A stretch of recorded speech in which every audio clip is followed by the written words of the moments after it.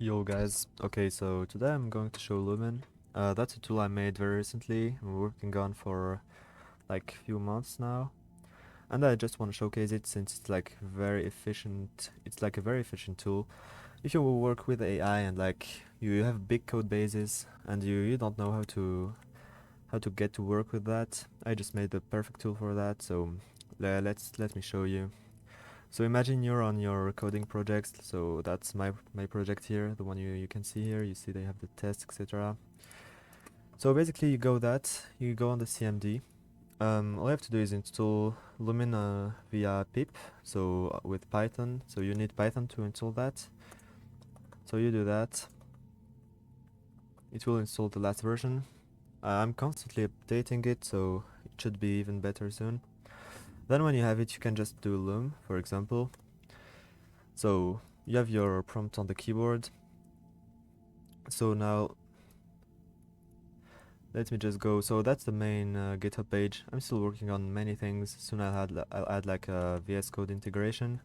And now we can just paste and you have the full code base. So in that code base, basically you have like beginning with the introduction. Then you have like the project structure, and then you have each file. So here that's it starts with the README. Then you have like the release and like all the code files that are needed. And let's say what is this project about very specifically. Okay, so we have the okay. You can just run that. And then like it has the whole context. It will not miss anything basically, and yeah. It's loading. Okay, let's see. Okay, so it will explain my package since I did that on my main package. And then yeah, you have the whole work. You can ask for changes or debugging or whatever. It will help you like directly. It's like not time consuming and you will save a lot of time. And yeah, as I said soon, I'll add like the VS Code integration. So what you will do is basically the same thing but not even a CMD.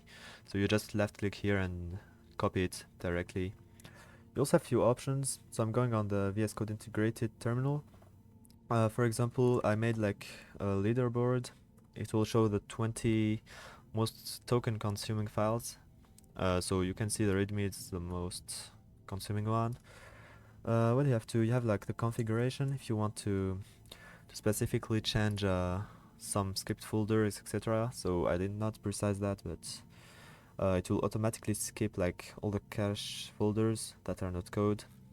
Yeah, same for the files. That's the allowed files, and you have like the dodged ones. Yeah, these ones. And I think that's all. You can also reset the settings if you manage to like destroy them somehow. And yeah, I hope you like it.